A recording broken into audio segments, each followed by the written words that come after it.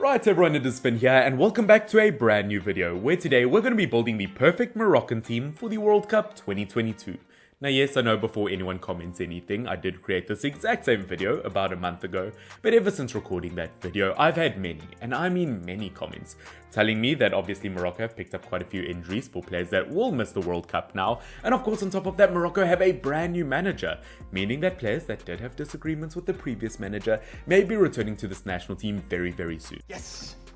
My turn, assholes! So of course I thought I might as well give you guys a tiny bit of an update on what I now believe is Morocco's best possible team for the World Cup 2022. And I can promise you I have made quite a few changes. Obviously looking at Morocco, they're going to have to put forward their best foot. In fact their best 11 feet. As we know they are in a group with Belgium, Croatia and Canada. It's not an easy group whatsoever. But looking at the changes I'm going to be making in today's video, Morocco might be able to make it, if I dare say even win their group, for the World Cup. So you're telling me there's a chance? They've got a fantastic group of players and put in the right system, they may be able to do magical things. Now obviously before I jump into what I believe this Moroccan team should look like, don't forget down below if you're not subscribed to subscribe as we are on the road to 10,000 subscribers. Obviously every tiny bit of support really does help and I would really appreciate it. But of course jumping into what the Moroccan national team should look like for the 2022 World Cup. In terms of a formation, I've gone for a 4-3-3 formation. Obviously in the previous video I did go for a 4-4-2 formation. With some of the injuries in the squad and with some of the players returning to the squad, I think that a 4-3-3 system kind of just suits the team better. Obviously a few strikers have been injured, so I think a one striker system should be fine. And with players such as Ziyech for example returning to the squad, a 4-3-3 formation kind of just suits him slightly better. Obviously in terms of the goalkeeper Morocco should go for, once again I haven't made a single change here, as it still has to be Bounou. As we know 13 clean sheets in the league of the last season, although this season hasn't been quite as great, hasn't gotten a clean sheet yet. As we know Sevilla have gotten rid of their best centre back, being Julius Koundé, so at the end of the day you really can't blame Bounou. He's still an absolutely fantastic goalkeeper, obviously the African MVP in the league last season, and he's one of those goalkeepers where you know exactly what you're going to get. But of course ladies and gentlemen, in terms of things where you don't know exactly what you're going to get, I've teamed up with the likes of Mystery Shirt in a Box. Now of course if you guys don't know who that is, hold on a second. Well essentially what Mystery Shirt in a Box is they are a company that sell mystery boxes of some of your favorite football jerseys from absolutely anywhere in the world, and I've gotten you guys a 10% discount. Now of course when I say anywhere in the world I really mean it. I mean from the Moroccan national team jersey to Liverpool's third choice kit to Kaiser Chiefs, Moroccan or Mystery Shirts in a Box should I say have got you covered. If you guys use the code FIN3472 at the checkout, you guys can get yourselves a 10% discount on a mystery football jersey. Once again it's fun, it's surprising, you don't know what you're going to get, so make sure to check them out. The link is in the description down below. But of course moving on to the back four that Morocco needs to use for this World Cup, I've gone for quite a special back four to be honest. And I mean I think looking at this back four it might actually, dare I say, be one of the best in the World Cup. In terms of the right back and the left back position, in the right back position I've gone for Hakimi, and in the left back position I've gone for Mazraoui. Now of course I mean looking at these two fullbacks, it might be the best fullback partnership at the World Cup. As we know Mazraoui, I was kind of confused in previous videos in terms of how I'd fit him in the squad. I mean would I put him as a right back and maybe Hakimi slightly up higher?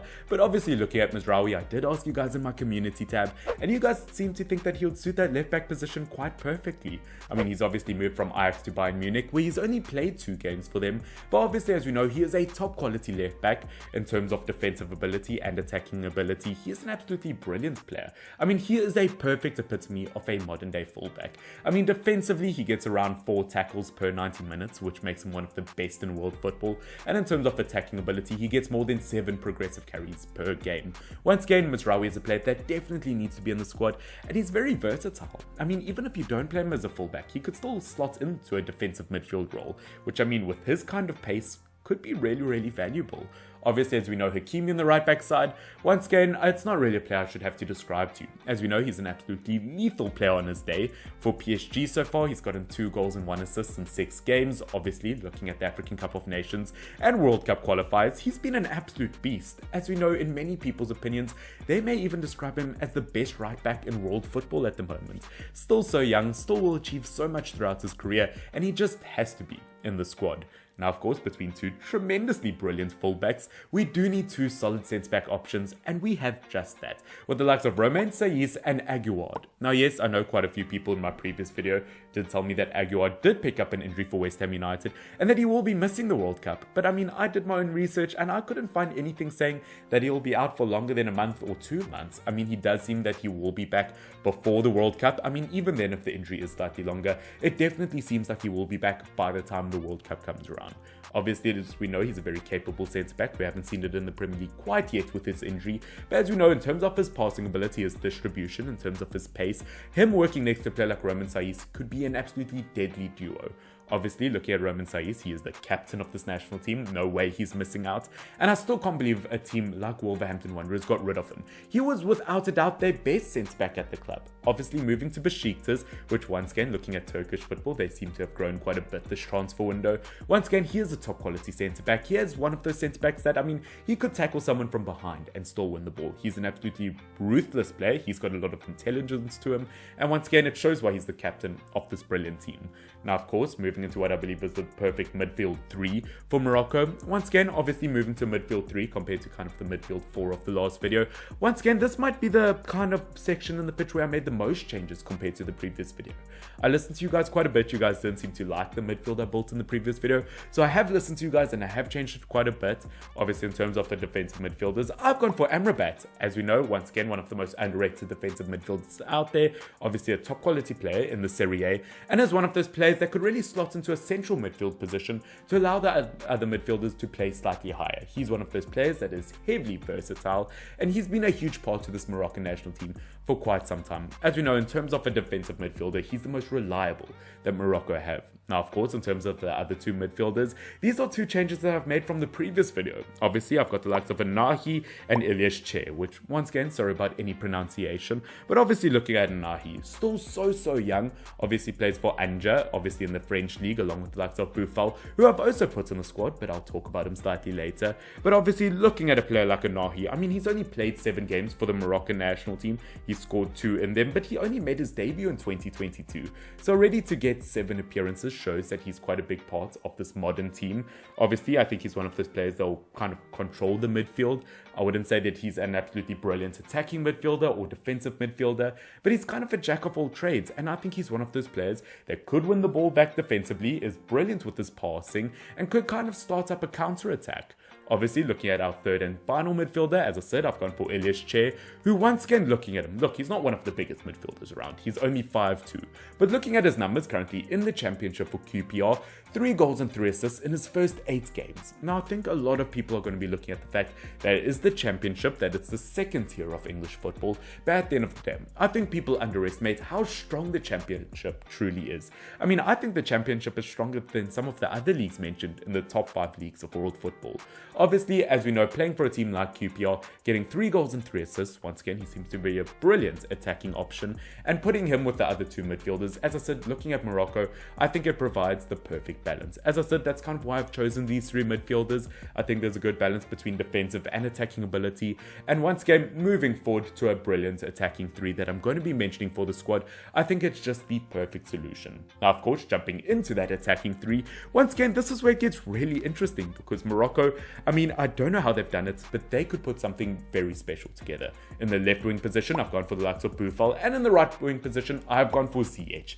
Now, of course, I think a huge talking point for Morocco for this World Cup is that Ziyech might be returning. Obviously, as we know, he had quite a few disagreements. He had some beef with the previous manager, but under a new coach, once again, I think he could really excel. I think a lot of people have been talking about the fact that he hasn't been providing and he hasn't quite been there for Chelsea since arriving, but as we know, when he played for Ajax, he was an absolutely brilliant player. Obviously, for this Moroccan national team, once again, also a brilliant player. He's only managed 4 goals and 3 assists last season in the Premier League within 23 games, but once again, I feel like gaining that confidence under the Moroccan national team, I think could really almost kickstart his career, and I feel like once again, he's still relatively young, he could still have another chance somewhere in his career, and this is where he'll truly take that opportunity. He's truly a magician on the ball. Technically, he's very good in terms of set pieces. He is a brilliant player, and he is a player that I think will add so much value to this Moroccan national team. Looking at the left wing side, as I mentioned earlier, I've gone for Boufal, who, in my opinion, I would say was Morocco's best player in the recent African Cup of Nations.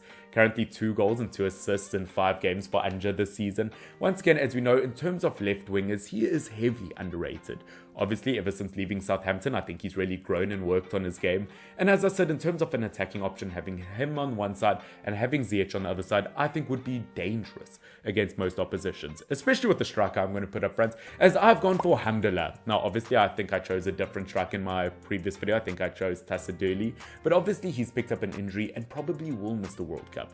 But looking at Hamdullah, I don't know why I didn't think about him, but it just has to be him.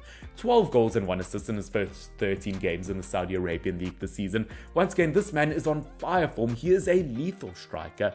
And once again, in terms of deliveries into the box, he can get a header in. He's very technical with both of his feet. As I said, if you have a striker like him in the middle between Boufal and Ziyech, once again, I think absolutely everything is golden for this Moroccan national team. But of course, ladies and gentlemen, that is pretty much it for today's video in terms of what I believe is the best possible starting 11 for Morocco for this World Cup. Once again, as I said, I'm sorry I made quite a few mistakes according to some people in my first video, but I hope I have rectified it. As I said, looking at this brand new starting 11, I think we've got a very special group of players. I mean, there are players like Harit, who I would really like to put in the squad, who's currently playing for Marseille in the midfield.